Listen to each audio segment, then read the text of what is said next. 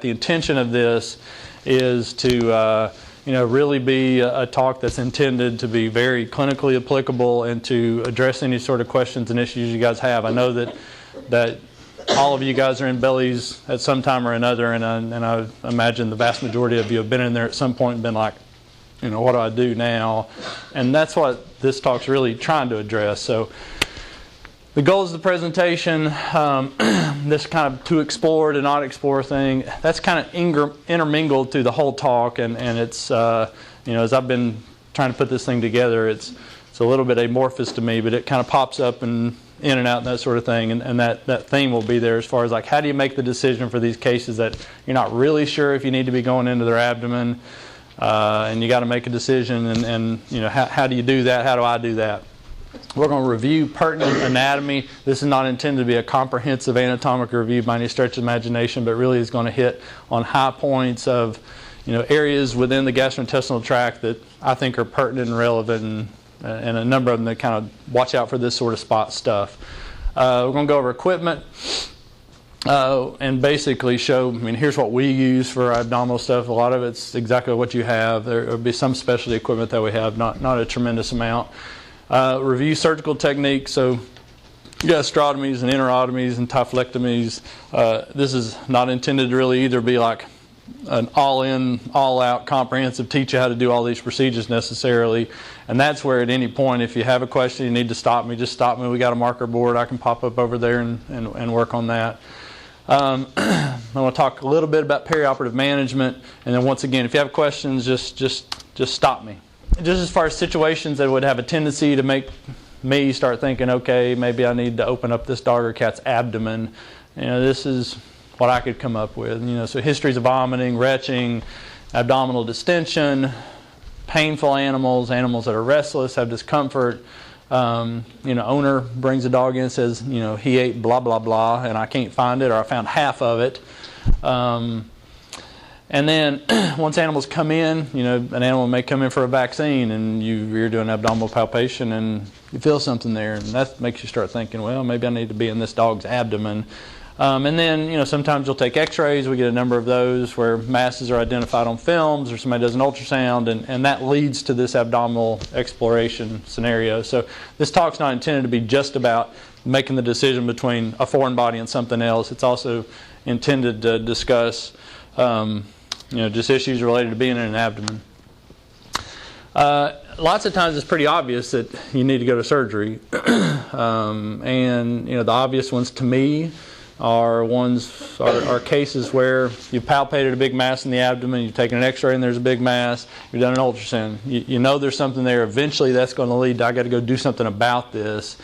And in those scenarios, any sort of diagnostics and testing that are going to be done are really very specifically directed, and so it's CBC serum chemistry, everybody gets that, and chest films if you're thinking about neoplasia, abdominal ultrasound plays big into abdomens nowadays, and then potential sampling, that sort of thing. And so some of it's real straightforward. You got to do some of this staging, screening stuff, and then you can move on and go to surgery. GDV is another example, something pretty straightforward. They come in, they're bloated. There's not a whole lot of discussion that you really need at that point. So there's a clear indication. What you do need to be able to do is kind of back away from that a little bit and look at an owner and go, okay, like how big of a deal is this? And they're going to go, how much does it cost? And is my dog going to live? And all those sort of things. And you can have variable answers to that depending on what you're dealing with.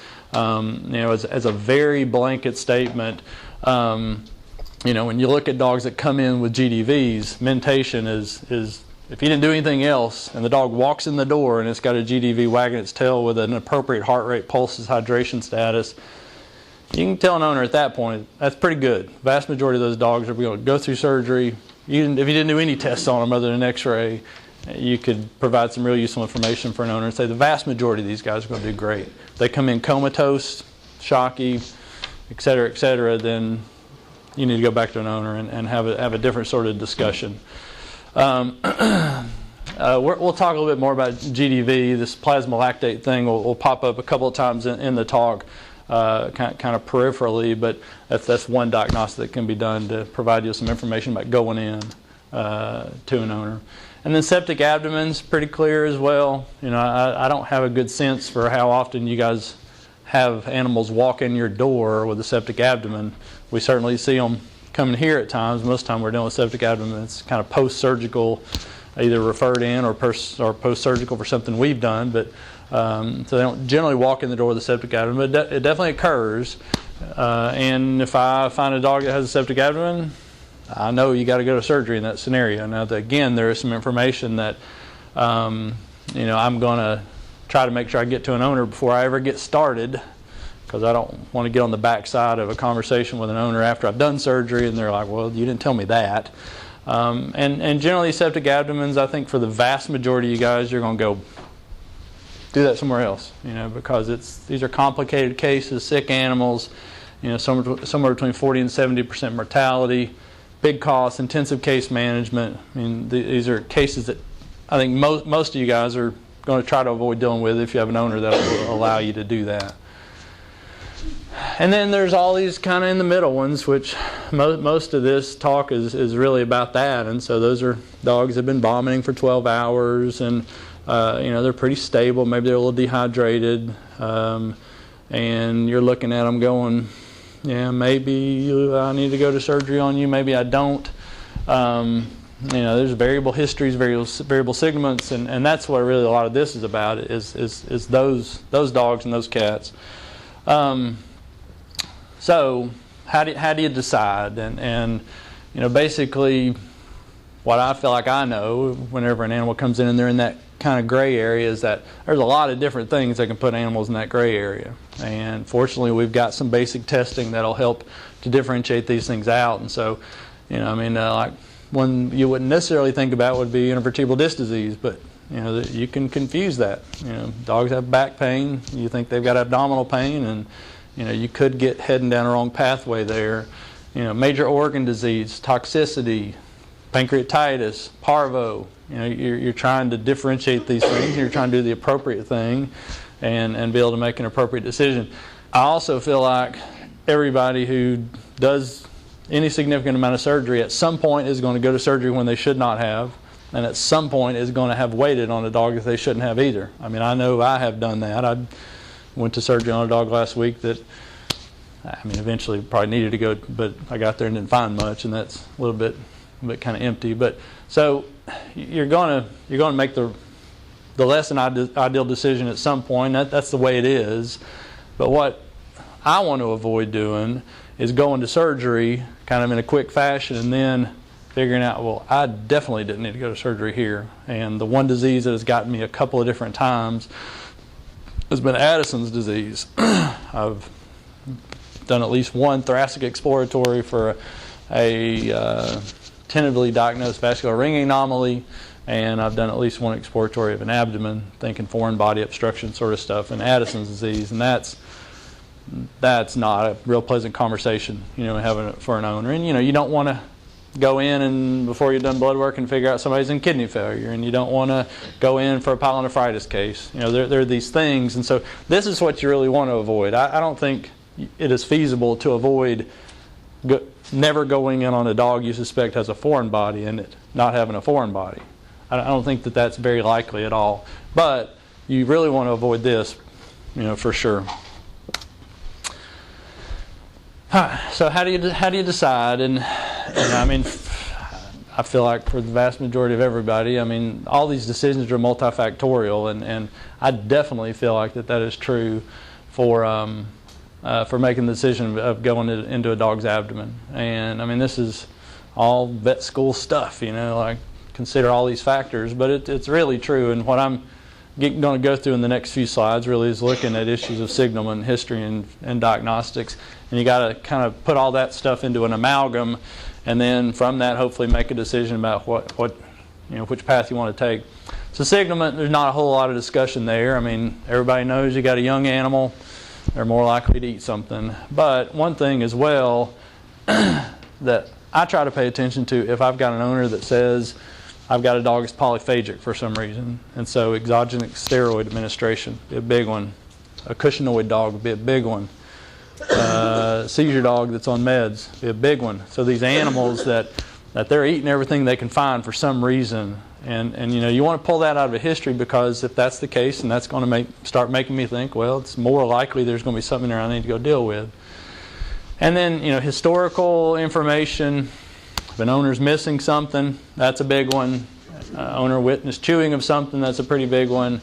A dog or a cat's already vomited something up, that's a big one. Frequent chewers, every once in a while we'll get cases in here of like, oh, this is my 4th abdominal exploratory. That's really frustrating for an owner. But if they've already done it 3 times and they come in looking like they've done it a 4th time, chances are they've done that. And so you're going to take that into consideration. And then, again, this medically induced polyphagia is something that could easily kind of slip past you, but it's helpful information, is for me. And then information in the history that regards frequency and duration of vomiting. I mean, the real kind of classic one is 24 hours and vomited 24 times. And so for me, I feel like you got a really high frequency of vomiting, that just vomiting. That makes me think it's more like that a dog is likely to be obstructed. Now, certainly that is not always the case at all.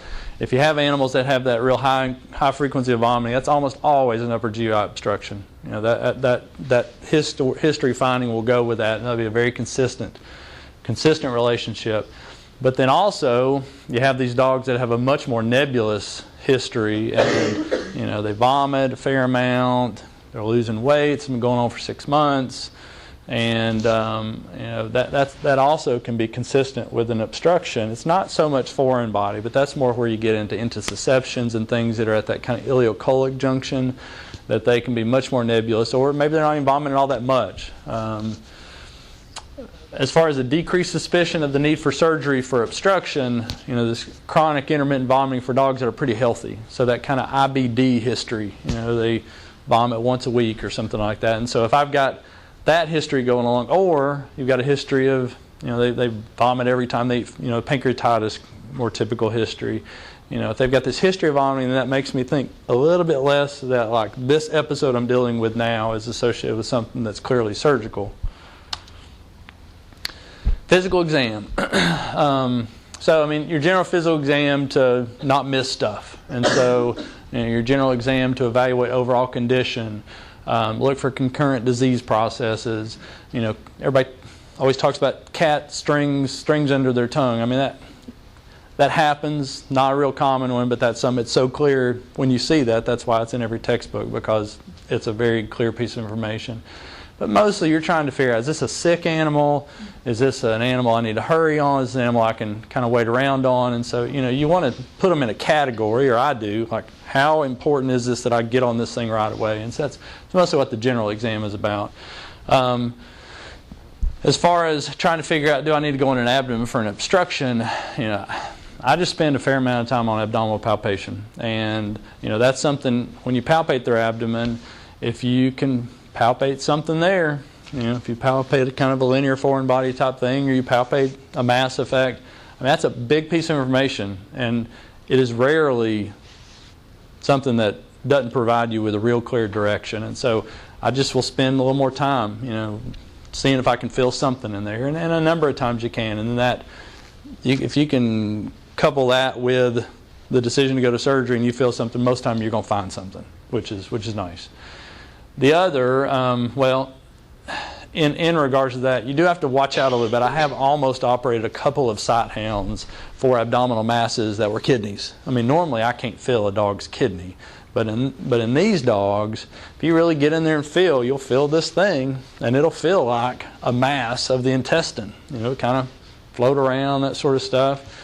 And I remember specifically doing a number of needle aspirations to see if I was dealing with lymphoma, and it was a kidney one. It was before I had all these people around to do ultrasounds, and when I was in a more similar situation to the one that a lot of you guys are in, and I almost operated this dog, and I'm glad I didn't. Also, you want to look at abdominal pain, and this is really specifically in reference to peritonitis, because peritonitis is painful. It can be confusing to evaluate for evidence of abdominal pain depending on what an animal acts like. Some dogs do not want you to palpate their abdomen, and so you can be misinterpreted. But if you have severe splinting in a calm or especially depressed animal, that's important, because that's basically indicating that there's some severe pain in the abdomen, and that's usually peritonitis. And if you got peritonitis, then you need to be pushing pretty quickly to doing something about that. But you have to take mentation into account when you're looking at that. So as far as diagnostics, the next step is obviously let's take some films of this, and I think I could come up with 4 scenarios. I know that there are more than that, but situations where an animal comes in, you've got some suspicion, you take a film, and then bam, you're like, okay, there we go. And so, bam, you've got a dog, you think it's got a foreign body, you take an X-ray, it's got a rock in there. That's really nice, and that clarifies things, makes you feel comfortable, all that sort of stuff. And so, and you'll do that every once in a while. Most things don't show up on a film like that, but some do. This particular dog actually did not end up getting operated here, at least. I mean, it had a very kind of mild history and of GI obstruction stuff, some vomiting, not too often much, and he was discharged from our emergency services, sent back to somebody, maybe one of you guys, I'm not sure.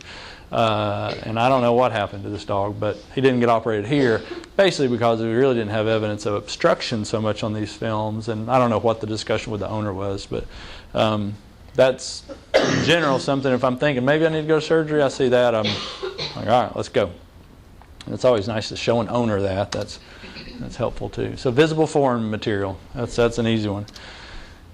GDV. Take a film, bam. That pretty much, not a whole lot of thinking after that, other than the stuff we talked about before, as far as, is this a sick dog, is this a not sick dog, and how is this dog likely to do with surgery. So GDV. And then this one, a little different. The radiograph's not quite so obvious necessarily. So this is like a 7-year-old standard poodle came in, less than 12-hour history of discomfort, really, discomfort, some retching, abdominal distension, presented to emergency services. Exams relatively unremarkable on this dog, other than kind of distended, not real painful. Blood work's unremarkable, other than some CBC changes. And then these are the films. Anybody see? I'm going to try to get you guys engaged in talking back to me a little bit. Yeah, so I mean, this is a real classic. This is a dog with a gastric rupture, and so that'd be another kind of, I mean, you don't see these films very often. This standard poodle came in, he had a pretty short history, and his stomach just ruptured, bam. We rarely would see a pneumoperitoneum like this, but this is this real classic sign here. You can see both sides of the intestinal lumen or intestinal wall here, and so yeah. So pneumoperitoneum would be another pretty clear example. You identify that there's something in there you need to deal with. Now, many times it's going to be neoplastic, but there's only one way to deal with that. And then I don't actually have a film of the next one, but kind of massive generalized dilation of the intestine. We're going to talk a little bit about this as far as differentiation of ileus from obstructive, an obstructive pattern. That's a real common, I mean, at least when I was in vet school, that was a big point of discussion. You always have some tests that, is this obstructive or is it or a paralytic ileus, pattern. So this is not an example of that. But, every once in a while, we will, you'll see a dog that come in and it's like, the normal, I'm going to talk about this a little bit, but the normal size of an intestinal lumen in general is the height of L2. That's what's reported. And so, something that's comparable to here, about that big or so. Every once in a while you see these dogs, it's just like the whole abdomen's like intestinal segment, long intestinal segments that are like 4 times that wide, just monstrous. And that's basically, intussusception will do that. So stuff that's at the ileocolic junction where it is obstructed, and then also mesenteric torsion. So those would be the two, and it's really obvious. And I apologize, I don't have one. I don't know that we've seen one since we've been here. So then there's other radiographs which are a little more kind of, I don't know, maybe not, And again, this is, you're not looking at these X-rays in isolation, but and so this is radiographs alone. You don't do that. hopefully don't do that. But, you know, many times films are more kind of like, maybe. And so this is a dog that came in with a history that was relatively consistent with the GDV, more of this kind of restless stuff and whatnot, just kind of pacing, panting. He was a 7-year-old golden. And, you know, what we will see with some frequency, and we've been on kind of a run of them here of dogs that have gastric distension, but they're not really torsed, and they're not really like real sick, but they're kind of restless, and you're like, is this a GDV, is it not? You know, and so this dog actually came in just a couple of weeks ago, and so on this film, you know, one thing, you've got a pretty big stomach here, but this is labeled right, left, and so, you know, here's your small intestine kind of being pushed over, and this is your gastric fundus, and so like things are generally in the right location. And, you know, for most GDVs, I don't see this. You know, I don't see all these intestinal loops that are dilated there, and so, you know, on this film, you know, big stomach right here, appropriately positioned based on a right lateral recumbent film, because that's going to have your fundus up. And then all this intestinal dilation, which is not monstrous, but very prominent. You know, you'd look at it and be like, look at that, what's that? And then this big old spleen on this dog's physical, I really thought this was going to be a splenic torsion, because this dog had kind of a nebulous thing. And you palpate his abdomen, you feel this big old spleen, which felt like it was kind of seed around. This, you know, he presented 11 o'clock at night. We had 3 cases. Dr. Anderson will tell you about, but we had 3 surgical cases come at the same time, and I ended up coming and operating 2 of them. And then we decided to really wait on this dog, because there's something going on there. This dog's inevitably going to go to surgery at some point, but a very stable animal walking in the door, and these x-rays just a bit confusing. On that dog, we ended up going to surgery the next day, and he was not tore. Everything looked normal the next day. We went ahead and pexed him. But he's just kind of this nebulous dog, and it's a little bit unclear. He just had gas. He did. Who said that? I did. You did? Okay. So it ended up he just had gas. Yeah, and I mean... It wasn't passing. Well, and we'll see. Yeah, exactly. I mean, he had gastric stasis with gas dilation, and he had a paralytic ileus, so he had a lot of gas distension in his small intestines. And I mean, in those dogs, my approach to them is I pex him, because I feel like that is at some level transitioning to that dog being a GDV. You know, he's gassing up. He's find sort of a normal spleen. I did. Day yep. Also. Yeah, splenic torsion, I mean, we're really talking about GI stuff, but splenic torsion is one of those weird diseases too. It's very nebulous, and it's kind of hard to like tell what's going on, and it can be kind of chronic, intermittent stuff. I really thought that's what that dog was going to have, but once we went in there, his spleen was totally normal. I left it in place. I don't think it was normal on these films, because when you could palpate it, it was really... It was too big. You can feel the spleen very easily. Yeah, real curve. And part of it, you know, his stomach was pushing his spleen back towards that, but... Anyway, so, you know, confusion here. We talked about this normal height of intestinal diameter. And so this is that same dog. You know, this is a left lateral recumbent film, which has all those gas loops, all those bowel loops up, and just real prominent, you know. But none of them are necessarily massive. And it's a pure gas distension. And for me, I feel like it's pretty uncommon to have obstructions where it's a pure gas distension. You know, just nothing but gas all through. More often than not, you're going to have a large fluid component associated with it. And so, not that can occur, but this sort of dilation here that's purely gas is atypical in my experience, unless it's really massive and it's associated with the lower GI obstructions. So still, this kind of maybe let's go to surgery. So these nebulous. Not nebulous, but not super clear-cut radiographic abnormalities. This is, I read a kind of a short paper by a lady named Martha Moon before, you know, when I was preparing this. She actually was a Virginia Tech radiologist there when I was in my residency. And you know, her paper really just described these 3 things, which would be suggestive of an obstructive pattern on abdominal films.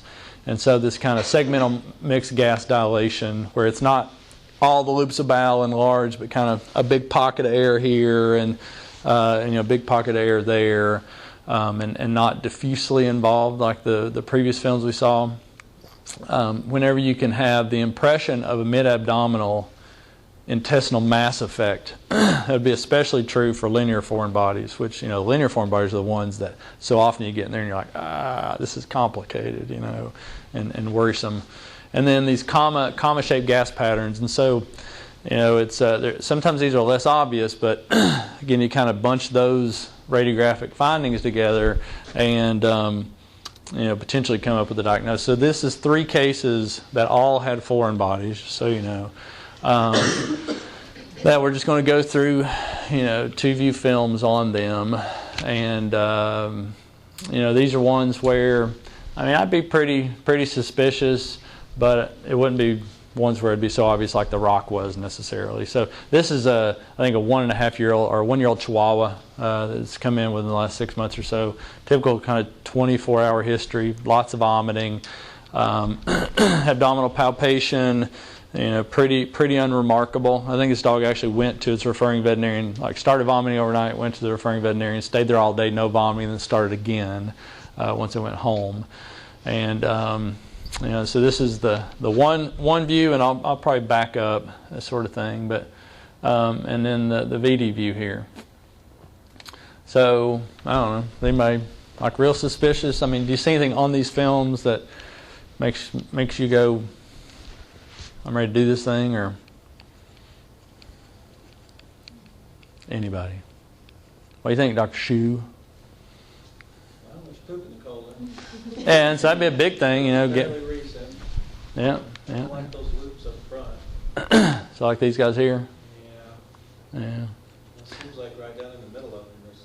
Yeah, I think this looks weird right here. This kind of abrupt stopping of gas pattern.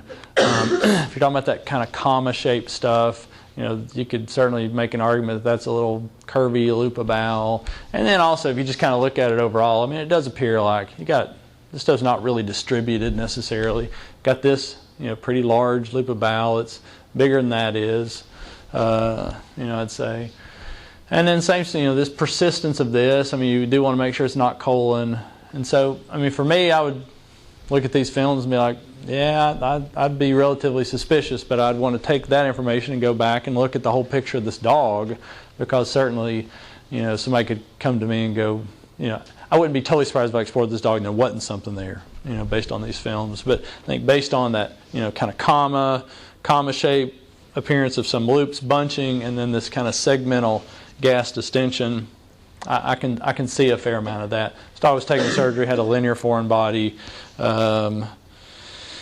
Let's see what they said specifically. So gastrotomy, removed foreign body, cut and release linear foreign body, enterotomy at mid-jejunum, and then I think they ended up doing, they removed about 12 inches of jejunum in this dog. So it had a lot of necrotic, or a lot of highly irritated. You didn't say what the foreign body was. No, let me see here. I tried to copy all the surgery reports on here, so said 3 by 5 centimeter chewed plastic object with felt and string.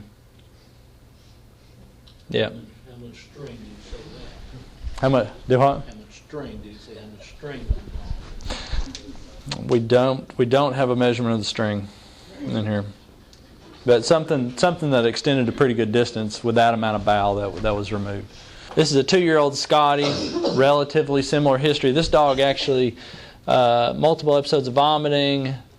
I think the owner describes this dog having this real coprophagic behavior. She had given him some, what was she treating him with? Metronidazole to potentially try to stop that or something. But that was on this owner's kind of deal with this dog. He tries to eat everything. And so, again, taking into account that history, for me, that's a big piece of information, which will kind of lead you around.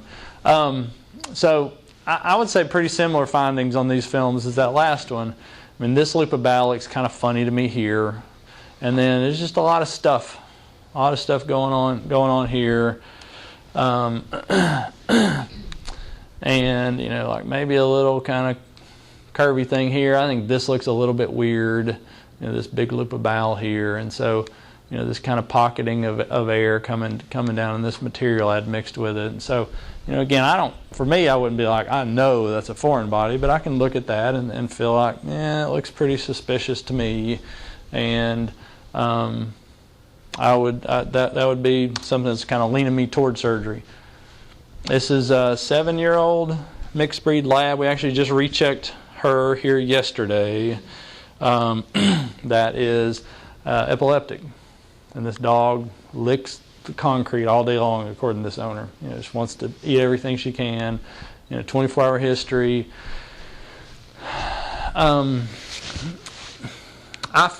This to me looks weird.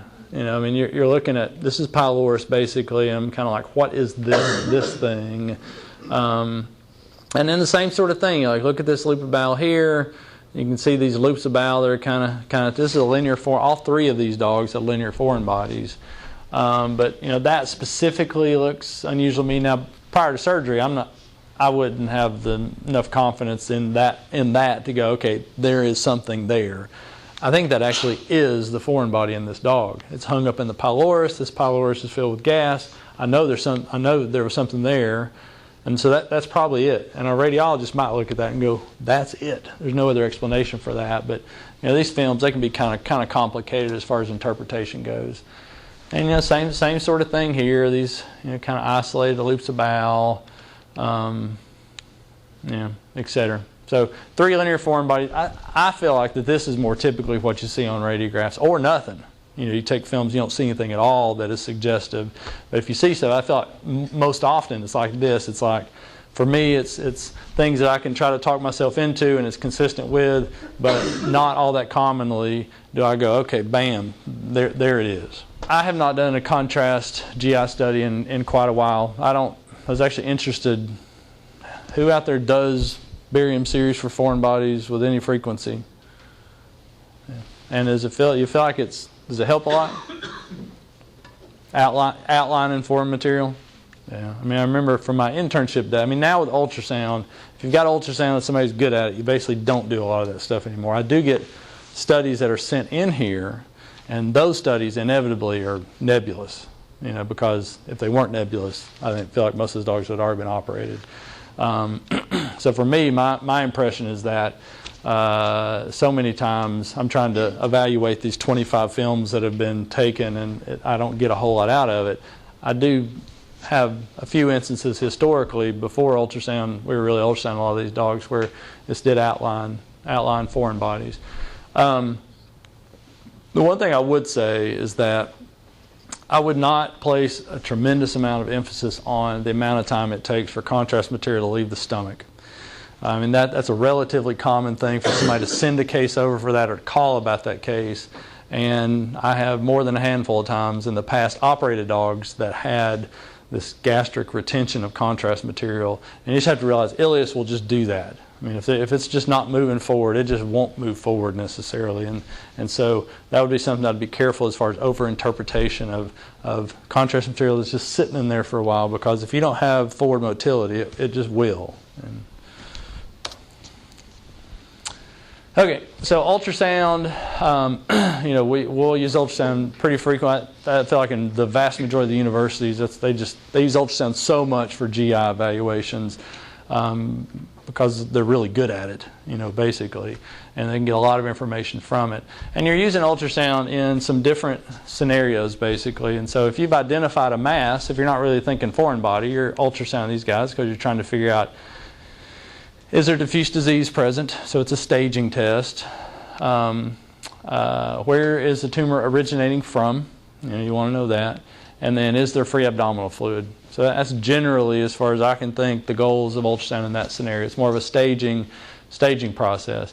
But then if you're doing an ultrasound for these non-specific GI cases, which we do every time if we've got real questions, then you're really looking for evidence of obstruction. And I feel like the ultrasound, the description of obstructive ultrasound findings is a little bit kind of amorphous as well. But what our guys will generally look for is, non-propulsive peristalsis. So they'll see stuff moving. Well, it's a lot of fluid, and it's just intestines moving, but nothing's really going forward. Fluid-filled loops of bowel. sometimes, if they're really good, they'll see a linear foreign body. They'll see this thing, kind of be able to track it along. And then, free abdominal fluid. Ultrasound is one of those things that it's highly user dependent, and it's like the guitar. Like I play the guitar and like not real good at it, but somebody else plays the guitar and like that it's just different. It's a whole different instrument basically, and I feel like ultrasound is that way. And so it can be, there's a lot of potential for misinterpretation, but it can be very, very useful at times. So then kind of additional testing, everything is blood work basically, and typically with your blood work, you're really trying to evaluate a couple of things. One is there something else going on? So do you have kidney failure, do you have liver failure, do you have pancreatitis, do you have pyelonephritis? You're looking for other disease processes, and then you're trying to make some sort of an assessment of like how sick is this animal, because we want to know that for sure, because we get some sick ones coming in here. We want to know how sick are they. I'll put a little plug in for IDEX here. I was not familiar with PLI testing until we got internists back in here, but they really like running that test, and that SNAP PLI test is really helpful, because a lot of times you're trying to differentiate, is this pancreatitis or not? And that SNAP test is immediately available. It's not really all that expensive, and it provides useful information. It doesn't give you any sort of like how severe is it sort of stuff on that SNAP test, but you can send off for that. If they're SNAP test negative, then I just think in a lot of scenarios that's a useful piece of information. So it's a good, clear test that can be run. And then this lactate thing comes up. I'm actually not going to spend a whole lot of time talking about that, because this is lactate. Lactate is a byproduct of anaerobic metabolism, and so when you have real sick animals and they have poor perfusion, or they have dead pieces of bowel, or they have dead stuff, serum lactate will increase, and that's just a measure of like how sick an animal is as well. They have all these little stat analyzers. We don't run this test here, but a lot of places will, because it's a good kind of look inside an animal as far as like how sick they are. And so just realize that's a test that's run some, but not a whole lot here. And then additional diagnostics. For these vomiting sick animals, you've got an ultrasound probe on them. If they've got fluid in their abdomen, one thing you're trying to figure out is, are they septic? Because there can be obviously other reasons for fluid in the abdomen besides, a septic animal. And this is a test. This right here, this blood to fluid glucose differential, is a test that I think is worthy of being aware of. And so, basically, you can take. If you have free abdominal fluid, you can take a sample of that fluid and a sample of blood and compare, and you can run the sample of the abdominal fluid on your standard analyzers, and you can compare the glucose values there. And if you've got a differential of greater than 20 milligrams per deciliter, where your abdominal fluid glucose is a value of 20 lower than your circulating blood value, then that is pretty much end-all be-all diagnostic for septic abdomen. And so that's something that, and again, it just depends how many sick animals you're dealing with, but if you've got a sick animal, for us, I know a lot of times we're like, is this dog leaking? That's the thing we're worried about. And that is an excellent test, because it's like 100% sensitive, 100% specific. So excellent test. Doesn't require any fancy equipment, anything like that. And I actually had not used this much at all historically. Our other surgeon, Wes Roach, coming out of Georgia, he's really pushed this. And the thing is, it's simple to do, no fancy equipment, and there's not a whole lot of gray zone associated with it. It's like if you've got 20 milligrams per deciliter less glucose value in the abdominal fluid, then you've got a septic abdomen. And so, and sometimes you need to know that. And then, historically, if you're looking for abdominal sepsis, you're going to do a cytospin, collect fluid, spin it down, get that little nugget at the bottom, put that on the slide, and evaluate that. I think that's much more difficult to evaluate as far as like, is that neutrophil degenerate or is it not? Do you have bacteria in that sample, or do you have stain precipitate? So that's a bit more confusing, but still a very, very useful test. We don't really do CT so much to try to determine obstructive stuff. When I had my appendix taken out, that's the first thing they did to me. You know, they feed you contrast material and they scan you, and so that's potentially useful. I don't know why there's a battery for a for a drill sitting there, but I didn't notice that till just a couple of days ago. Anyway, paperweight, I guess. So you've gone through all that, you know, history, signalment, physical exam, and basically you've taken all those things into consideration. You're like, all right, let's go to surgery now. And so as we kind of go forward, that is, you know, what we're going to talk about. Does anybody have any questions specifically? Yes, sir. Do you think the PLI test confuses things sometimes? Because, I mean, if you got a dog you might think has an obstruction because everything's nebulous, but you got a positive pancreatitis, and now you're thinking maybe it's more likely and throw you down the wrong path? No, I don't think so. I mean, quite honestly, I don't run those I mean, our internists run them for us, and our Dr. Wong specifically she really likes PLI tests. But I feel like if you're in that kind of nebulous category and you're running that test, you're running it because you're thinking this could be pancreatitis. I think it's positive, then that's going to make me think it's less likely I need to go to surgery, because the kind of progression of pancreatitis stuff is that surgery's occurring less and less for it. I mean, historically, people have advocated to go in and mentalize and have surgery as part of pancreatitis at some level.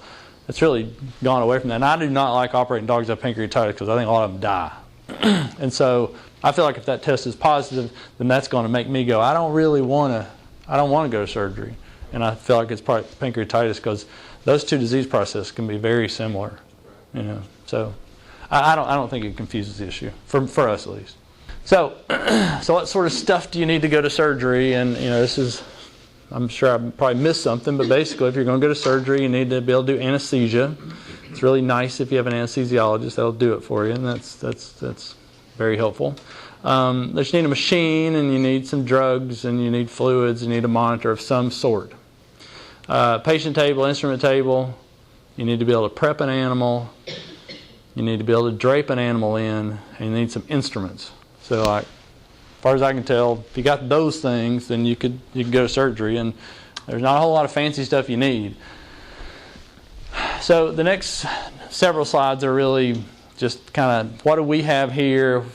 It just gives you somewhat of a look of what we have, and a recommendation on some instruments that I think you guys should have that are not expensive. This is a kind of our typical setup, and so we've got these. We buy these patient drapes, which allow us to cover everything up in one fell swoop, including the table, which is really helpful. This is our typical kind of instrument setup, and so I mean it's scalpel blade handle and thumb forceps, and the pull suction tip is really helpful. So it has an inner kind of cylinder within this, which you can take off this fenestrated sleeve, and those fenestrations allow you to go in and it keeps momentum from stopping it up basically, so you can suction the abdomen. That's like $3 or something. I mean, it doesn't cost anything to buy that, and it's useful. Scissors, thumb forceps, a couple of car malts, towel clamps, 6 or 7 mosquito hemostats, 4x4s that have a radiographic marker in them. I really think everybody should have a radiographic marker in there. I mean, it's uncommon to leave a 4x4 in an abdomen, but if you do, you sure would like to be able to take an X-ray and know that it's there. And It's nice if you ever have a question, did I leave something in there, you take an X-ray and you're like, it's not in there because there's no marker. So I think that's a wise move. Lap sponges are helpful too, mostly for packing stuff off, because you're always in the scenario where you're wanting to minimize contamination. So having lap sponges, good. You can re-autoclave. We re-autoclave them so they're not too nasty. We wash them and run them back through, and so there's really no cost associated with this either. So that's our kind of basic instrument setup. Suture-wise, this is actually not our suture. This is a friend of mine, so I don't know why I have a picture of his suture. But so basically for abdominal stuff, big dogs, OPDS for the linea. That's pretty universal. You could use Maxon as well. Very, very comparable. And then for intestinal surgery stuff, generally I'm a 3.0, 4.0 PDS person. And so for cats, almost universally for small intestines, it's going to be 4.0 PDS. Most dogs and stomachs, 3.0 PDS. And then we use a lot of monocryl, more for subacute closures and intradermals. Monocryl absorbs really quickly. It's Biocin. This is the comparable suture. It's like it absorbs the same speed as gut does, but it doesn't have near as much of an inflammatory reaction. So it's nice. You can close bladders with it as well, which is good. So that's pretty much what we would use. So the Balfour. Who has Balfours here? So if you don't have a Balfour, buy a Balfour, because you can get it $25 on eBay. We have like 5 of them. I'll sell you one if you want. But you can get plenty of these things. They're not expensive, and they're really, really helpful. It has a spoon thing, so this separates the abdomen for you, so it just allows you to visualize things. It's a set of hands that you can't actually have a person do that. It doesn't work the same as a person. So just have one of these. Have a couple of them. It really, really helps. This spoon, I don't use it very much. Sometimes I do in different scenarios, but not all that much. But Balfour, buy Balfour. That's pretty much what it looks like when we get them all draped in. This will be our typical kind of abdominal approach. We'll take lap sponges and lay off on each side, and then I'll typically take 2 blue towels, one on the front, one on the back, just to kind of get everything under control, where nothing falls through a drape or anything onto the table. And then the Balfour, and it's a great instrument. Doyen, so your intestinal forceps, so if you're doing resection, anastomosis, that sort of thing, you can get these things on eBay as well. Not expensive. I read these things about using bobby pins or something like that, which I assume you can use. I've not ever used a bobby pin, but something to close off the intestine that's not a crushing clamp. This has this natural separation right here, so you really can't close down on it. There's no serrated teeth or anything like that, so it's helpful. If you don't have one, though, you get one of these. You get like a person to do that for you. I don't use Doyens very much, and so we have interns, so interns get to do a lot of that sort of stuff. Dr. Stenross in the back, it's her today. I am actually a strong advocate for having somebody scrub in with you if at all possible. And all you got to do is teach them just how to put gloves on and a gown or whatever you got to do. But you do not have to have hardly any surgical training to be of help in an OR table. And I did mobile for a couple of years, and I did lots of surgeries without. But if you can have somebody help you out, you can do a better job. You can be faster. You just do better. Lap sponges, again, a lot of times human hospitals will chunk these things. Give them for free if you have connections. Suction. So that would be another thing I would highly, highly encourage anybody out there. You can get, I bought like 7 of these things, and some of these suctions are like the bane of my existence because they don't work, and everybody's always yelling at me because they don't work and sort of stuff. But you can have these big central suction systems, which we probably should have. We don't. We have these. But you can buy these from your distributors, probably $225, $250, something like that. And I feel like if you're not suctioning out abdomens, you're just making a mistake. It's just not that expensive, and you contaminate abdomens when you go in them, and you need to be able to flush them out.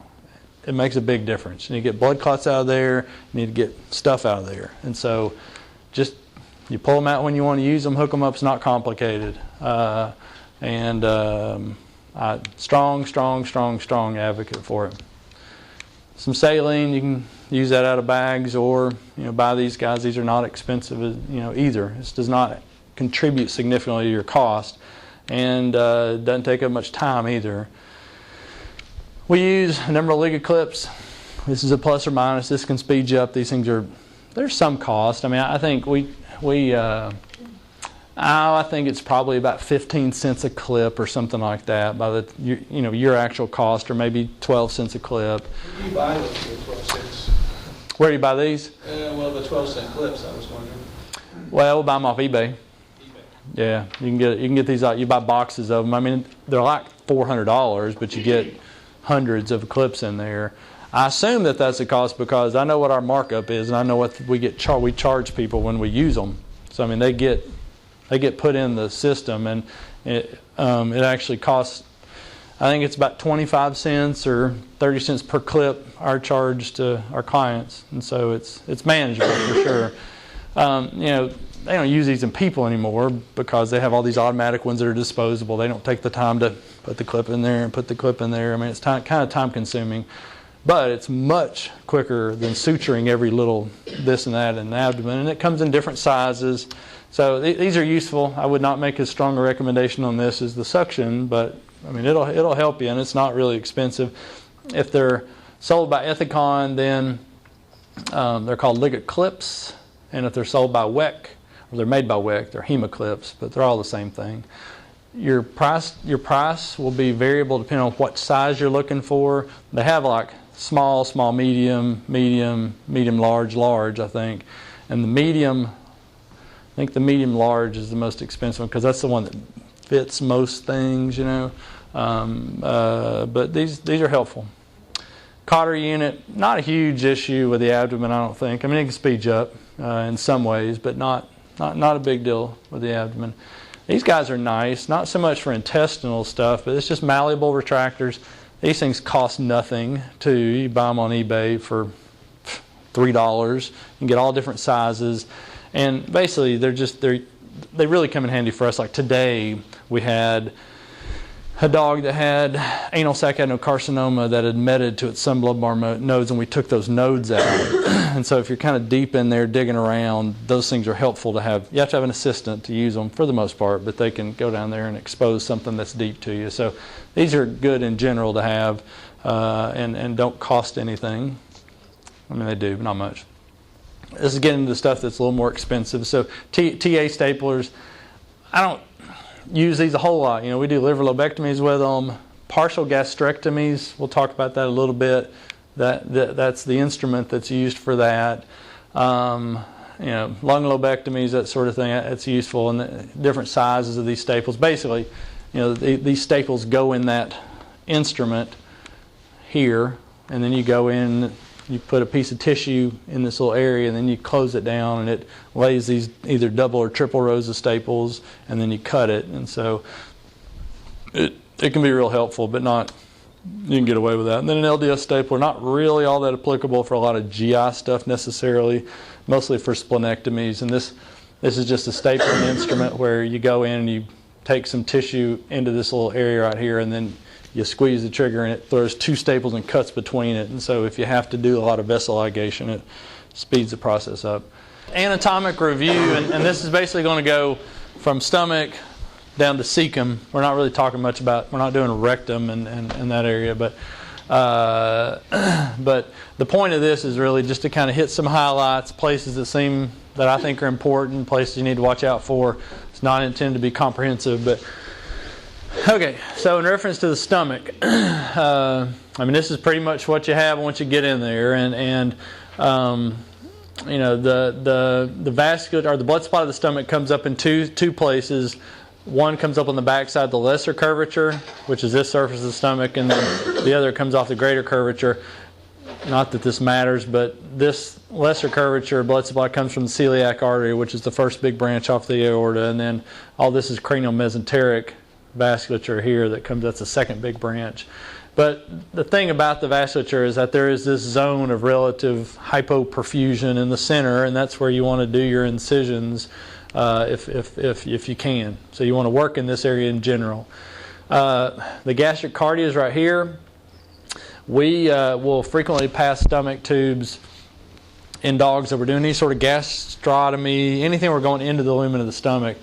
If there's significant fluid in the stomach, we'll pass the stomach tube to get all that out. Because if you don't, you open that stomach up and all this stuff comes bubbling out. So the only reason that this area is important is that you can actually take your finger and go and you can feel that. And so somebody's passing the stomach, you pass your finger around this area, and then somebody's passing the stomach tube. You can tell them, okay, you're there, and then you kind of direct it into the stomach, and just feel the tube coming down the esophagus. When you are dealing with gastric necrosis, it is almost inevitably right here. That's a GDV phenomenon, which I'm sure the vast majority of you guys have seen, but it almost always occurs on the greater curvature of the fundus, This is where the short gastrics come in, which are those vascular connections between the splenic vasculature and the stomach.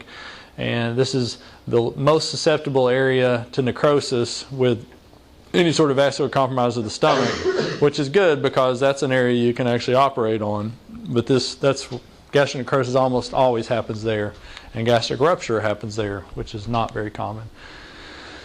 The antrum is right here. So if you do all the areas of the stomach, it's cardia, fundus, antrum, and then pylorus. The antrum, the thing that's most specific here, there are a number of tumors that will occur there. If you're dealing with tumors of the stomach, you probably want to not do that. It's not very much fun to deal with. Can be operated, but it's generally not real pretty. But when you're doing gastropexies, this is the area you're working on. When the pylorus is here, identification of the pylorus for me is based on a decrease in luminal size, not so much on palpation of tissue thickness. I've had a number of discussions historically with veterinarians that they would palpate the pylorus and they're like, it's a little more thicker than it should be, something. I think it's very difficult to tell in the vast majority of cases because there can be variable thickness associated with the pylorus, and it's just hard to know if it's thicker than it should be or it's not. And when I identify, it's really more like, okay, I'm in the pylorus because of this real decrease in the luminal size. So sometimes it's not even really all that thickened necessarily.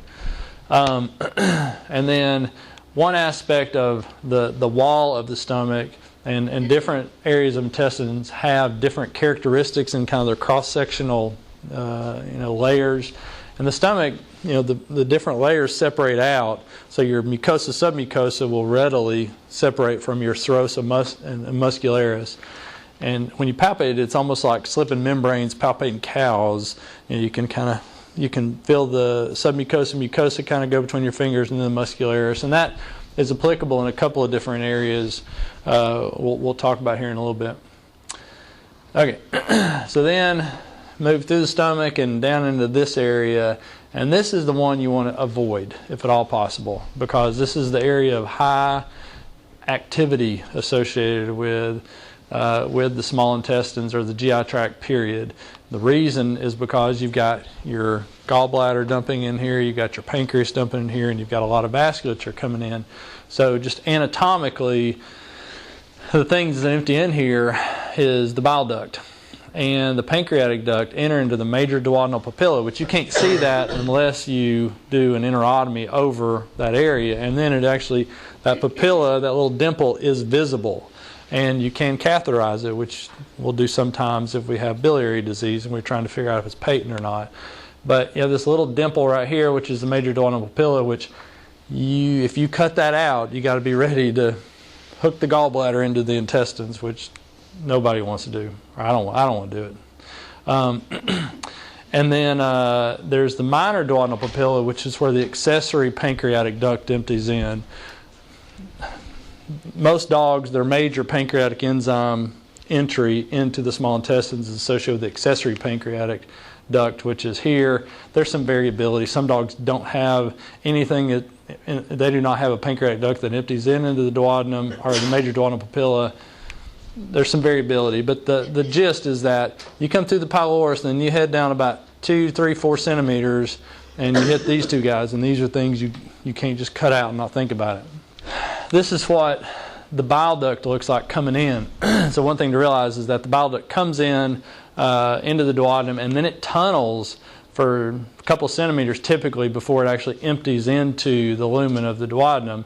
So this is the major duodenal papilla right here, and this is where the bile duct orifice comes in, and it tunnels within the intestinal wall for a period of time beforehand. And so that's something you have to think about too. If you were to resect anything in that general area, you're going to disrupt that bile duct coming through. So that's what that looks like. My advice is just stay away if at all possible. Just avoid doing any sort of resections. I mean, you can do enterotomies again. You can cut on the antimesenteric portion and go in and snip something, but if you're thinking taking something out or anything that is going to make you think you have to take something out, it's just an area if you can avoid it, you want to avoid it. Most of the time you can, unless it's tumors. Most foreign body stuff does not have a tendency to stop there. So then, again, this is just kind of the bigger picture. Stomach here, pylorus coming in right here, and then this is where your pancreas and your bile duct, pancreatic duct and bile ducts enter in here, associated with the right limb of the pancreas, the left limb of the pancreas, heads over.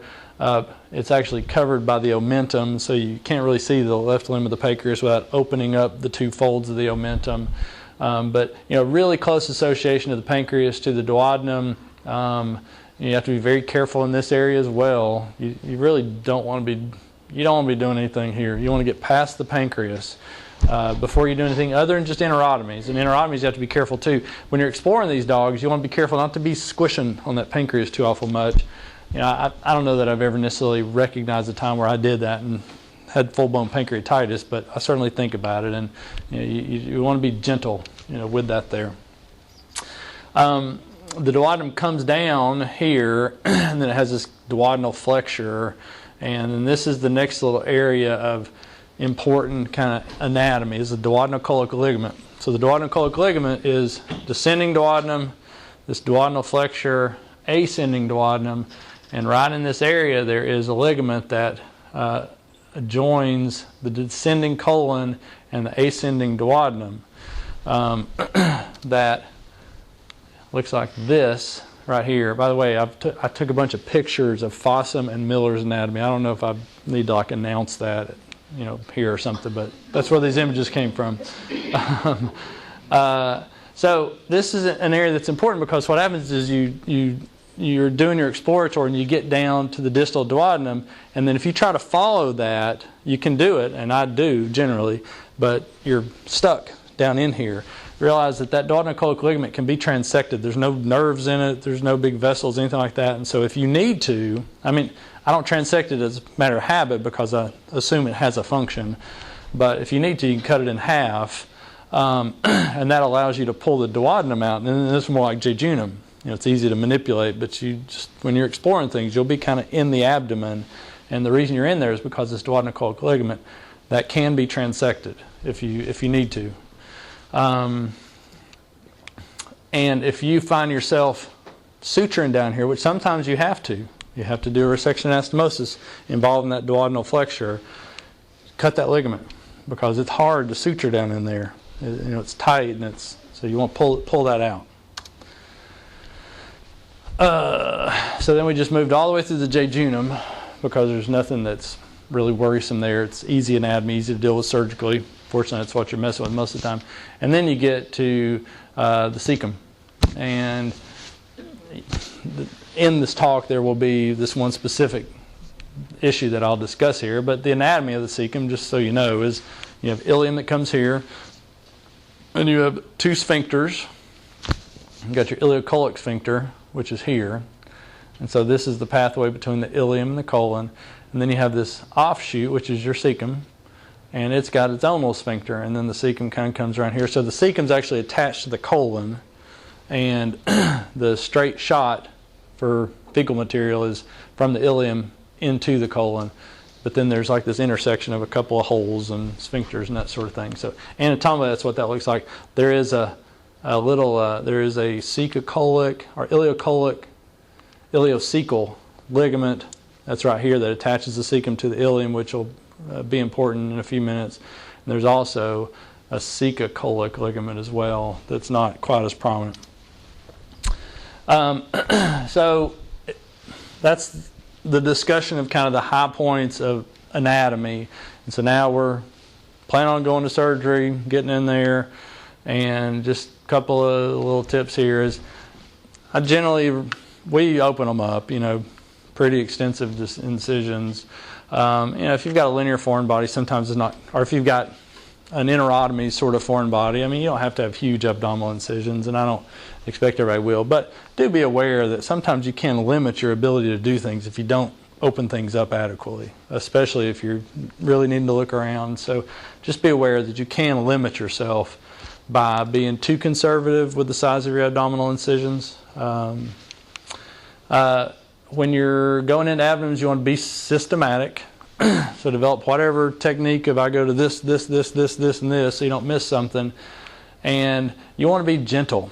And you want to be gentle in specific reference to linear foreign bodies. Because you go in there, you got a linear foreign body, and you're like, what's this? And you pull, next thing you know, you've perforated intestine. And so you just be aware of that. Don't do a whole lot of pulling, especially with linear foreign bodies. Because it'll just saw through the mesenteric portion of the bowel, and then you'll have a sick feeling in your stomach, and nobody's happy. So my approach to exploratory is I go in and look at the liver first thing, and then so I'll use that spoon thing associated with the bowel for a lot of times, and just go and evaluate all the surfaces and lobes of the liver, and then I'll start at the stomach, and I'll spend a fair amount of time palpating the stomach, because especially looking for a foreign body, you can miss something. It's pretty big, and so I'll spend some time feeling around to make sure I don't identify something. Simultaneously, I'm trying to make sure I don't have a linear foreign body, and I'm aware of how much I'm pulling on that stomach at that time. Usually if you have a linear foreign body, it's obvious, but you want to be aware.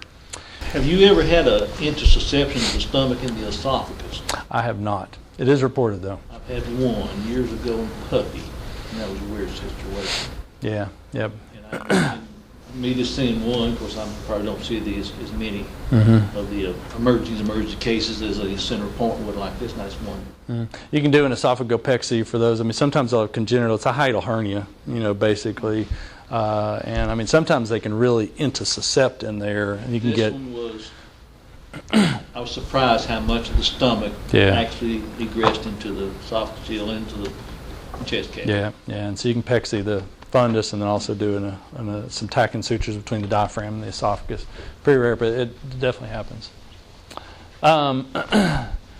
So stomach, pylorus, head down the duodenum right here. While I'm at the duodenum, you can lift up the descending duodenum with the pancreas and the mesoduodenum and get all the viscera behind that, and it's like a little curtain. So you can hold everything back, and that allows you to look at the right kidney and the adrenal glands. The adrenal gland is hard to see, especially fat dog. It's more of a I can feel it than I can see it, unless you really need to look at it. And then get down the duodenal ligament, and sometimes you really can't make that curve around. Most of the time you can, and follow all the way. And so duodenum into jejunum. The jejunum's quick, just I have to make sure I keep paying attention as I run through all those loops. Sometimes I'll kind of days off thinking about something, but and then you get your ileum, and the ileum's identified because the antimesenteric vessel is right there. That doesn't matter for any reason other than that is true. And then you get into your, then you're heading into this area. So here's ileum. This is cut ileum and cut colon, basically. And then you head into your cecum, which we just looked at, and then continue on down through your large bowel. And then look at your left kidney, left adrenal glands, very visible. Take a look at your spleen, go to the bladder. And then I'll come back. Sometimes I'll express the gallbladder if I've got some specific reason to do that. And then if I really need to look at the left limb of the pancreas, I'll open up the omental bursa. And so the omentum's a sac, and you can kind of open it up and look inside that sac, and that allows you to look at the left limb of the pancreas. That's specifically for portosystemic shunts. That's the area they occur, and so that'd be the most common reason we'd be doing that. Okay, so that's the kind of pattern of exploratory. And now we're just going to hit major sections of the GI tract and just talk about different surgical procedures that can be performed for that. So, stomach. The procedures basically gastrotomy, gastropexy, gastrectomy, gastric resection, and anastomosis. So that's what you can do to a stomach. The vast majority of activity is going to be right here, and then sometimes this, and if you avoid that if at all possible. So for gastrotomy, I know everybody does a lot of has the opportunity to do a lot of gastrotomies, and that's a great organ to be working in. The stomach is a nice organ to do surgery on. It's pretty safe. So you just need to think about whenever you're doing your gastrotomy incisions, you really want to work in this area. Minimize the big blood vessels that you go through. And so stay away from the greater curvature, stay away from the lesser curvature, and work in this center area. Kind of approximately equidistant, but you'll see those vessels coming in, so you can just pick where you make your incision. So pay attention to vasculature. And with all these surgeries, you want to pay attention to the minimization of contamination. I think with the stomach, you can get in trouble, and I have historically, with a lot of contamination if you don't watch it. I can't remember why recently I had a dog that I had a lot of I can't remember why I ended up getting contaminated with that dog, but I did for some reason. So you want to pay attention to packing off the abdomen. So that's where your lap sponges come in. With the stomach, this is not a very good image at all. This is stay sutures in a section of the stomach here. I think this is cranial, this is caudal. And then, so we've got lap sponges, cranial, lap sponges, caudal, and then kind of all around. So if you get some contamination, the vast majority of that, especially particulate matter, I mean, like gastric juice is not a big deal, but you don't want particulate matter to get hung up in there. Stay sutures are real helpful. I think stomach, you want to use stay sutures as much as possible. It just gives you, it's like the puppet show, it gives you a way to control the stomach, which is really helpful. Like you want to have that. So stay sutures are very effective at doing that. And if you're taking something out of the stomach, you want to plan ahead and have a towel or something to put that thing in. And that's true for all of your GI surgery stuff. Kind of think like, am I going to remove a section of intestine? Am I going to remove something out of the stomach? Do I have something that needs to go away that's dirty? So go ahead and lay yourself out something that you can hand off the table in advance instead of like pulling this thing out and they're like, where do I put it? And so it's good to think about that. And then an orogastric tube prior to entering lumen if the stomach's fluid filled. So again, you can palpate if there's a lot of fluid in the stomach, and I mean we have suction. I'll just stick my suction down there sometime and suction that. But a lot of times there's it won't suction, and so if you got a lot of stuff, you want to try to get that liquid out of the stomach before you go into the lumen, because it will spill out. Okay, so gastrotomy, blah blah blah. This is stay sutures. It's just visual example of that. And so the logistics of getting into the stomach, I'm always impressed with how like you have to really stab the stomach to get in there. That wall is tough, and so I'll typically come and place a stay suture here, kind of tent that up, and then a 10 blade just bam in there. So I'll generally enter the stomach with a blade, and then I'll extend whatever gastrotomy I need to do with scissors. I always do mine in this direction. Like I don't go this way. You can have a lot bigger gastrotomy if you're going parallel to the lesser and greater curvature as you go around. So I think it's wise to go this way. I would avoid going this way if at all possible. And then think about the fact that you have this separation of layers that occurs whenever you go into the stomach, and they'll just naturally separate when you do your gastrotomy. And the one thing I would tell you is you close up a stomach, you get that mucosa. If you don't get that mucosa, they will fall apart. Not every time, but they can fall apart. And so that's just, stomachs will heal. Stomachs want to heal, but you need to grab the mucosa because the serosum muscularis layer is not a good holding layer for suture. You can do either a single or a double layer gastrotomy closure. I always do double layer closures. I've actually just recently converted. I used to always do, and I've only done this a couple of times now. I'm not sure why I've changed, but I used to always just do mucosa, submucosa, which is a very distinct layer, and I'd close that up as a simple continuous first, and then do an inverting Limpert pattern, which an inverting Limpert pattern is, if the incision's going this way, it's like it's perpendicular to the area of the incision. You take in and out bite on this side of the incision, in and out bite on that side of the incision, and close it. So it's an inverting layer. And so in the stomach, you can use inverting layer. You don't have to worry about luminal, shrinking the lumen or anything like that at all. And so typically 2-layer closure, you can do just 1-layer closure. That will work, and that's definitely described. I do not leak test the stomach. You can't really do it. And again, just remember to get that mucosa, and if you do that, they'll heal. I mean, stomachs and bladders are like great things to do surgery on because those things will just heal up. So gastropexy, next procedure. So big thing, again, between the lesser and greater curvature, and 2 to 4 centimeters oral to the pylorus, and then so right in this area.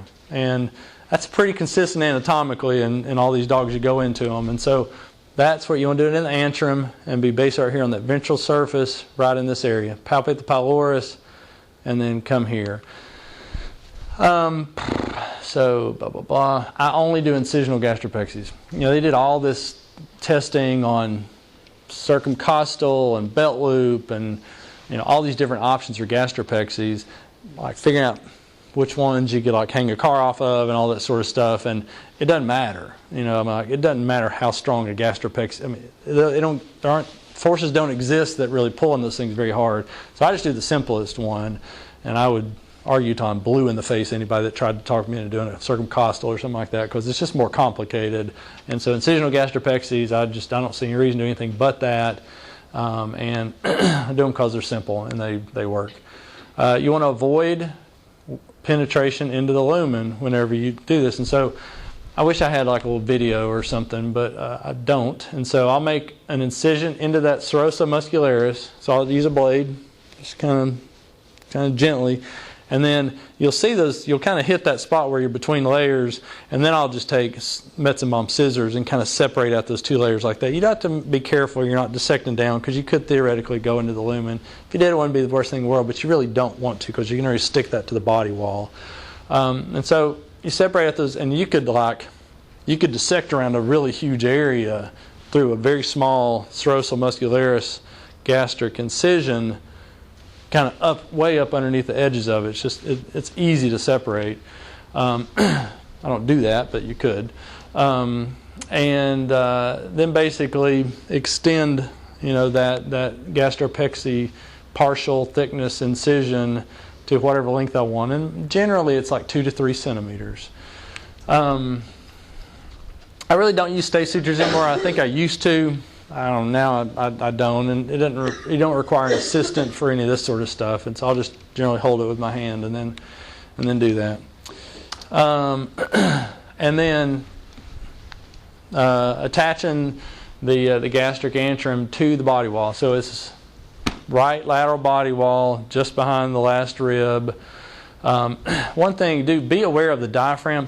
I think I operated Lauren's dog over at Hillsborough when I was doing mobile. I did a gastropexy for her, and I went to the diaphragm. I must have been talking to somebody or something, but I think I was talking to her at the time about it. I'm like, don't go in the diaphragm, and like, psh. I'm like, oh, okay. So I made her leave the room and all that stuff.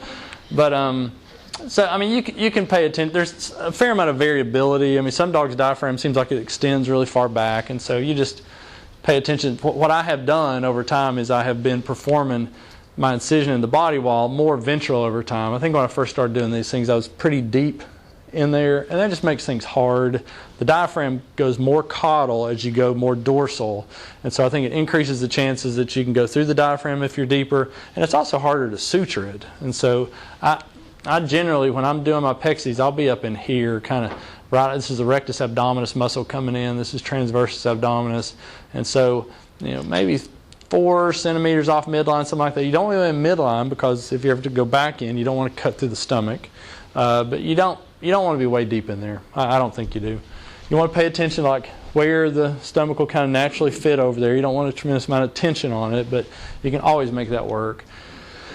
And so I do a transverse incision into this transversus abdominis muscle fascia, and you basically just will make an incision of fascia, and then you'll into the muscle, and then you'll see this white glistening fascia behind it. So that's how deep I go until I can see that white fascia, and it'll be really, really clear. And then I'll extend that, in this direction. I was looking in Fossum before when I was putting this together, and they show a picture of an incision that is kind of sagittal, or it runs cranial to caudal. I think it's totally fine to do that. I'm not sure why I do it, kind of transversely, but I don't feel like I'm going to stop doing that. I mean, one thing, the vasculature coming up through the transversus abdominis runs this way, and so if you go parallel to vasculature, you just have less bleeding. But either one of those would be fine. And then I do 2 parallel suture runs. And I tried to draw this on the board yesterday, kind of like, could I get up here and draw this in front of people, and I can't. So I'll do my best to kind of explain it. So you've got an incision here, and there's a separation of that serosa muscularis. So you've got this, kind of thing that's shaped like that, and then you've got the same thing over here, a thing that's shaped like that. And you basically just have to bring this area, the antral cut, and just oppose it to that area, and then suture. You have two sides of each one of those, and you just suture one side to one side and one side to one side, and then tie them together at the top. I wish I had a video that just shows. It's not very complicated, but the big thing is I'd start deep and come proximal. I do 2 continuous suture loops instead of like trying to come up one side and then go back down the other side. I work from dorsal to ventral. Pretty straightforward. Takes just a few minutes. Not complicated. Okay, so the gastrotomy and the gastropexy are going to be the 2 things I talk the most about. I will talk some about gastrectomy and resection anastomosis. If anybody has any questions about these procedures, I'll be more than happy to go in detail with you, kind of individually. I think it's a little bit beyond the scope of this to really talk about how I'm going to talk you guys doing a gastrectomy. Most common indications to do it, however, are going to be GDV necrosis, and so you're going to get in there at some point, probably, and you'll be in this situation of maybe I need to do this. And so it can be performed. It's not simple necessarily, but it can be performed. Fortunately, again, gastric necrosis occurs on this greater curvature of the fundus, and so it avoids this area, which can't be really operated, and you can't really operate the lesser curvature. So it's in a spot that works, so that's good. Sometimes you might be doing a gastrectomy to remove a tumor, ulcers with perforations. We had one recently that Dr. Roach worked on. Typically, they're going to kind of occur in here. Sometimes if you're doing perforated ulcers, you're going to be scoping them simultaneously, and it gets a little bit complicated, but it can happen. And then gastric rupture. I've seen one gastric rupture, that dog I showed you, and it ruptured right there. So those would be and it had a section of a necrotic gastric wall. So assessment of gastric viability, this is something else that will come up, and how do you tell, is it dead or is it not dead? And so basically, there have been some studies that have looked at complicated stuff as far as sterile pulse oximetry and end-tidal CO2 stuff. All that's really clinical. It's a theoretical or experimental, not clinical. But color is going to be a big deal. The vast majority of the time I see kind of weird bruising in the stomach, it's not dead, which is good. And you can have some really funky bruising and it not be dead, and you don't want it to be dead, so that's good. But gray is a bad color. Gray and gray is a bad color. That's the real bad one. Black, but black's kind of confusing because it's is it black or is it purple? But gray is bad. Red as it wants to be is totally fine. We're good with that. And so the purple stuff's the one that's is it black? Is it purple? When you have gastric necrosis, that tissue will become palpably thinner. So you can palpate the gastric wall, and it will be thinner. So it's amazing how quickly that occurs. It's a loss of some of the volume of tissue is blood, and so there's no blood anymore, and so that will shrink down. And you can feel it through your gloves. It is colder as well. And then the big one, this is a really kind of objective test, is a very partial thickness serosal incision to see if you get bleeding associated with the cut surface. The last place to lose blood supply is the serosa, and so the stomach has the stomach wall has a kind of atypical gastric flow pattern where you think maybe the serosa would be the first thing to go, but if you don't have serosal blood flow, you don't have anything necessarily. And so bleeding from cut surface would be another kind of objective. Don't cut too thick, because then you've done a gastrotomy. You don't want to do that. So techniques for gastrectomies. I would say the majority that I have done have actually been this invagination procedure, which this would be something that if you're not doing a ton of surgery, this would be one you could opt to do. I'd say almost as many invaginations as I've done stapled gastrectomies. That TA stapler I showed you earlier basically has this big kind of mouth that'll go in. So if you've got a resected area of stomach that, say, is right here, everything over, you can take that stapler and go into healthy tissue and put it over and clamp it, and it'll throw down a triple layer of staples or a double layer of staples, and it'll, seal off the side you're keeping. And then you have to clamp the side you're not keeping because its lumen will be open. Or you can do 2 staples at the same time, or there's this GIA instrument which actually throws 2 rows of staples and then cuts between them, so it'll create 2 simultaneous lumens. That's really the instrument that you would like to use. We do not have one. Most of the time, I would I'd say actually more commonly I'd do a cut and sew technique. So you take doyens, identify your live part, your dead part, go on the live part of that, and then those big doyen clamps, clamp across there, one on each side, and kind of cut between, and then cut a little bit and suture a little bit, and cut a little bit and suture a little bit. Don't cut all the way through, because then the whole thing will open up, and then you'll really want to have a suction unit. And so this cut and sew thing, lots of stay sutures. You want an assistant. It's not all that complicated, but it's technically a bit challenging.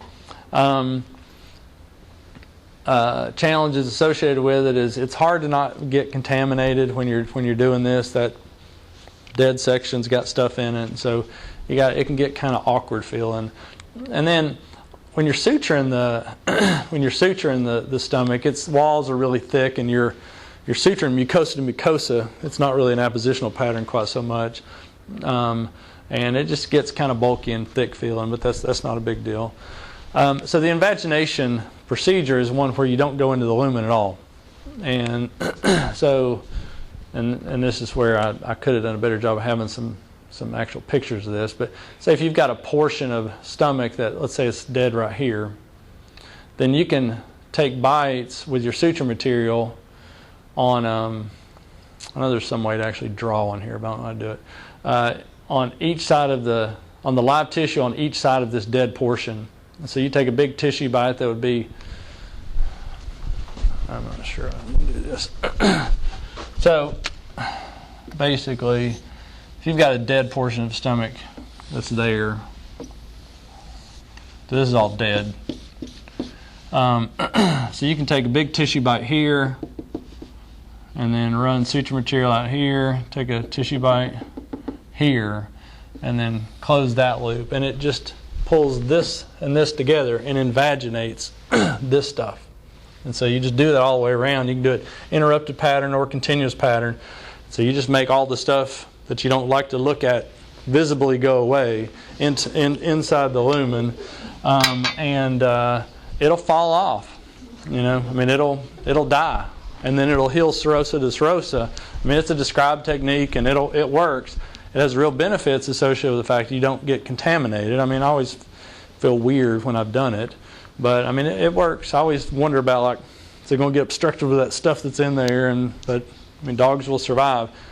A number of them will die because if they've got gastric necrosis, that's a negative prognostic indicator with GDV anyway. And so generally you got sick animals, so it can get a little confusing as far as How close are you going to place your sutures down through that incision? No, it's not an incision, but to invaginate. How close are you going to put your sutures to invaginate that tissue? How close to the dead part?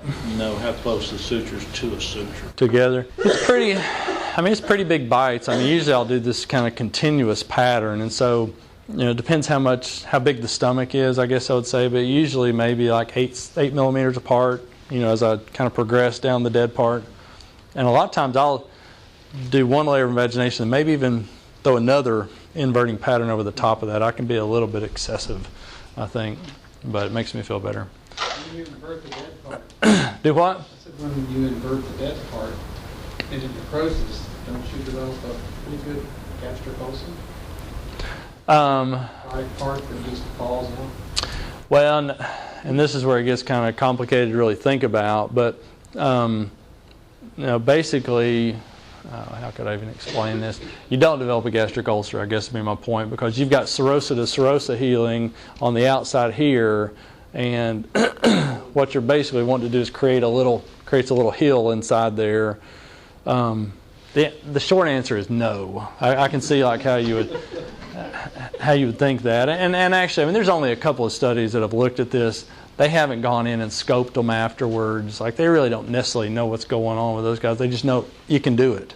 and it's got some real advantages associated with the contamination issue. And so it's doable. We realize it's out there because, I mean, I can see you guys out there, me in here late at night or something, and I'm like, this makes me nervous. And it's a big jump to like start taking stuff out and expose lumens, all that sort of stuff. So just realize it's possible. You know, you could probably go from here, read about the technique associated with it, and it's a doable thing. No fancy equipment, nothing like that. And a lot of times, if they've got dead stomach, you're feeling pretty desperate at that point. You know, you're like, let's give them a shot, and it gives them a shot for sure. Okay, so gastric resection and anastomosis. I mean, I've probably done 2 or 3 of these ever. You know, you're typically looking at gastric neoplasia, which has a really horrific prognosis in general.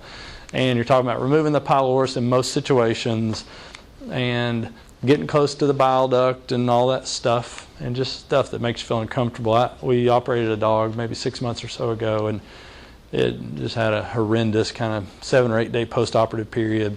You know, you're removing the pylorus, so you're affecting gastric emptying times. There's a lot of blood vessels that are there. It's just, these are sick dogs. You're generally doing like assisted feedings. I mean, it's feasible, but most of the aspects associated with resection anastomosis are not great. It wouldn't necessarily be true for perforating ulcers. Those aren't all that common. That's not as much a resection anastomosis, hopefully, as a partial gastrectomy, you know, associated with those. All right, so on to small intestine. I have to hurry. Appositional closure patterns basically for small intestines. This is what they really used to advocate for historically. It was this crushing pattern which went all the way down to the submucosa. Appositional patterns that don't do crushing basically are advocated for now. Appositional maintains luminal diameter. I think most everybody does appositional patterns. When you're doing resection anastomoses, you basically have 3 options. You can have a simple interrupted, where you just 3 to 4 millimeter spacing all the way around. I come in and do my mesenteric suture first, and then do the anti-mesenteric suture next, and then we'll space these things out kind of evenly. You can do a simple continuous pattern. It's a very viable option, and you can also staple these with a standard skin stapler. So there's several studies that were done around 2000, and basically you can staple them and they're faster. You can do continuous and they're faster. They actually have better mucosal apposition, better lining up of layers, and it works, you know, for sure. As far as simple continuous, basically how that works logistically is you do a mesenteric suture here. This is the trouble spot always, because that's where the fat is and the vessels are. That's what you want to watch out for. And then you do your anti-mesenteric, which is easy. You can leave these long strands of suture here and then continue with a continuous down through here and then attach this strand to this strand, do the same on the back side. That avoids tying to a loop, which is awkward. If you're doing stapling, again, this is described, but you put one suture on the mesenteric side here, and then you split the difference and create 1/3 segments. So here and then like here, and tie simple interrupteds and then staple between that. Standard skin staples. You do want this. There's a wide skin staple that you don't want to use, and so this is your standard skin staple right here. Having said that, I do simple interrupteds because I like how they space better. They don't take very long for me, and I'm just comfortable doing simple interrupteds. So as far as resection anastomoses, what I do, kind of logistically. So, you know, loop of small bowel, and you know, jejunum is easy to deal with. Duodenum can get a little more complicated, but this kind of vascular pattern is really helpful. So let's say if I was going to take out this segment of bowel, I'm going to come in here, and I use a lot of finger crushing for fat. So I'll come in and squish, squish, squish, squish, squish, get you down to a vessel here, and then I'll put ligament clips on. Bam, bam. And then I will try to maintain as much of this mesojejunum as possible for when I come close it back. And so when you transect your mesentery, basically, I try to get away. I try to maintain as much as I can, so I've got some to suture to. Otherwise, when you're trying to close it, you're close to those vessels, and it can get a little funky. And then if I'm coming and say I'm transecting here and transecting here, then I'm going to have one little suture that's going to go right here because there's a bleeder that's right there as well. And so ligament clips here, leave this mesojejunum, little suture here. And then this is, pretty much what it looks like. Mesenteric suture, antimesenteric suture, and then I'll split the difference. I'll have 4 in there, and then I'll keep kind of splitting the difference, approximately 3 millimeter spacing. I take big bites. My tendency always, with most everything I do, is I don't want to miss linea, I don't want to miss submucosa, and so I'll take bigger bites of tissue as opposed to smaller ones. There's a lot of mucosal aversion that happens. I know you guys have all seen this. This mucosa is kind of coming out at you. If it's really bad, you can trim it, but I generally don't worry about it. And then I'll always leak test small intestines. You just want to leak test them. Again, this is always the worrisome spot right here, so that's where you want to pay specific attention. Enterotomies, simpler. You don't have to mess with the vasculature at all. I have seen a couple of scenarios where people have, and it's hard to interpret when stuff gets referred in sometimes, but a couple of scenarios where people have made transections down in this area, like adjacent to the mesenteric side. I'm not sure why that's been. I mean, you can do that, but you don't want to. You want to incise straight on, kind of midline, opposite the mesenteric attachment. Again, you want to pack off. You want to, stay clean, minimize contamination, have everything ready. And again, no manipulation of vasculature, kind of longitudinal incision. The one thing you can do here, which this is, yes sir, yeah, I know. The one thing you can do here is if you have a longitudinal incision, and this really only applies for small enterotomy incisions that are centimeter length, something like that. You can make a longitudinal incision and close it transversely, like what this is showing here. What that does, that increases your luminal diameter. And so, there are some surgical procedures that you're intending to increase luminal diameter. You can do this, basically. I think it's really only applicable for biopsy sites and when you have to make tiny incisions to go cut linear foreign bodies. And I'll do that. I mean, it's easy to do that, and I will. Again, pretty healthy bites, but that is an option. All right, so the linear foreign body thing, I mentioned this earlier. The big thing is you just want to be gentle, because you can do that and it's very uncomfortable. Typically, linear foreign bodies are going to be hung up in the stomach, and then it's going to, the pylorus is going to catch something, and then that linear foreign body is going to extend down here, and then it's going to come and get hung up on that duodenocolic ligament. So there's going to be a tendency to tear intestine right here. So you want to pay specific attention to that area. Typically, linear foreign bodies are going to require multiple incisions, almost always in the stomach, 1, and then 1 to 2 or 3 more. I try to minimize the number I have and really kind of think about where everything is. Usually there's going to be some sort of release of, usually I'm going to go in the stomach first. I always go least contaminated to most contaminated. Go into the stomach, cut there, and see what happens. But I'm very conservative about trying to kind of pull some linear foreign body into a distal segment of intestine. And so lots of times I'll come make a really small incision here and kind of cut through. Sometimes it's really thick, ropey foreign material. Sometimes it's a little thing. The little stuff is more dangerous in my opinion because it'll saw through the mesenteric side. And so typically kind of multiple enterotomies, which we'll use surgical technique like we just described. You want to critically evaluate viability in these guys. And so like once you've done your incisions, like really look like what's bruised, what looks funky, and you have to be relatively aggressive. I mean, if you've got something that looks really bruised on that mesenteric side, you can go and leak test it. Clamp it off on each side with fingers, inject saline, see if it leaks out. But you can have a lot of damage associated with linear foreign bodies, and you need to be aware of that. And then we're going to talk about some reinforcement techniques which can be applicable with the linear foreign bodies as well. Ileocolic techniques, indications, intussusception, neoplasia foreign body. So right down at the cecum. You don't have to mess with that area very much, but sometimes you do, and intussusception will be the one thing where you'd be like, I got to do something down here. There's some special considerations when you're dealing with that area. With the colon, you need to think about bacteria. So gram negatives, lots of bacteria, anaerobes. So you're going to want to spread out your antibiotic coverage. And so typically like a Batril unison combination. If you have cefoxitin, it's a It's a third-generation cephalosporin. It has a lot of gram-negative anaerobic activity, but think about what kind of bacteria you have. One thing about the vascular dissection associated with the colon is more complicated. This is typical small intestinal stuff here.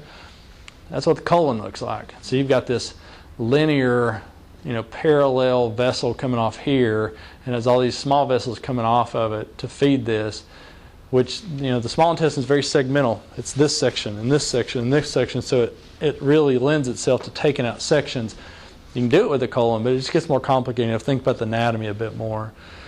There, you get a big separation of mucosa and serosa muscularis in the colon as well. The mucosa is very white, and this is especially true when we're doing subtotal colectomies. But that mucosa will separate out. It'll pull away from the serosa muscularis on the cut surface, and so you just want to be aware of that. Make sure you're getting that. A lot of times I'll put little stay sutures in back here to kind of hold that in place if I'm doing surgery on a colon that's in a tight spot, because things can separate and it get a little more complicated. Not a huge issue. The big issue is luminal disparity. And so sometimes you're doing colon to small intestine, you got big lumen, small lumen. Sometimes there can be such a disparity, it's a real headache. But most of the time you can deal with that disparity by dealing with the small intestinal segment differently than the large intestinal segment. And this does a pretty good job of demonstrating that. So just perpendicular transection of the large bowel segment, and then an angled transection of the small bowel segment, which increases your luminal diameter naturally that way. Then you can also spatulate the top here. I don't think this is necessary very often at all, but you can do that. And then differential spacing for sutures between the small lumen side and the big lumen side. And so your bites are just wider apart on the large bowel side and they're on the small bowel side. Just like if you're doing skin, sometimes you've got kind of wrinkly stuff that you need to take a larger bites on one side than the other. And so just another way to deal with that. If it gets really bad, you can do an end-to-side anastomosis. I try to avoid this if at all possible. When it comes to the cecum, the big thing to understand here is that there can be a very simple surgical technique for a cecum, and the one scenario where you might have to deal with that, or the two scenarios, would be tumors of the cecum. So you go in there and you're like thinking I've got some small intestinal mass maybe, and you go in there, it's a cecal tumor. And then also the cecal inversion, which is where the cecum turns itself inside out and go into the colon. That'll cause an obstruction as well. And the surgery for that is a typhlectomy, or removal of the cecum. That is not a hard surgery to do. And so you can get in there and really deal with that. The vasculature is really, really straightforward. The big thing is you have to deal with the ileocecal, and the accessory cecocolic folds, which are these fascial tissues that attach the cecum to the ileum and cecum to colon. They're avascular for the most part, but they're just like that duodenocolic ligament. You got to cut them. When you do that, then this whole cecum right here will open up this way, and then you've got this really small base that's that you have to deal with surgically. So this is just showing ileum, large bowel, and then cecum here, just kind of visualization there. And so this is an example. This is not my case, a friend of mine's, but so this is cecum here, and this is all a big old mass. And so this dog had a typhlectomy performed. This is showing that fibrous ligament right here, which you just have to go and transect. There's no blood supply with it, and you basically will end up with something that looks like this, and you can transect and just suture it up. It's real simple. And so my point is that you can get in there, if you have a cecal tumor that you can identify, you can work through that surgically. Pull a textbook out. It's simple. It's simpler than a resection anastomosis. Now this is what came out of that dog, and so this is the little stump it came off of right here. And so it doesn't come very often, but you can work through that. Reinforcement techniques associated with surgery of the abdomen. The omentum, you can really be relatively passive using the omentum because it'll do its thing for you. It's a source of blood supply, immune mediators, fibrous sealing, all that sort of stuff. I will tack the omentum over resection anastomoses. These are surgeries I'm concerned about. If you didn't, it'll happen, but you can speed the process up a little bit. Just super simple to do that.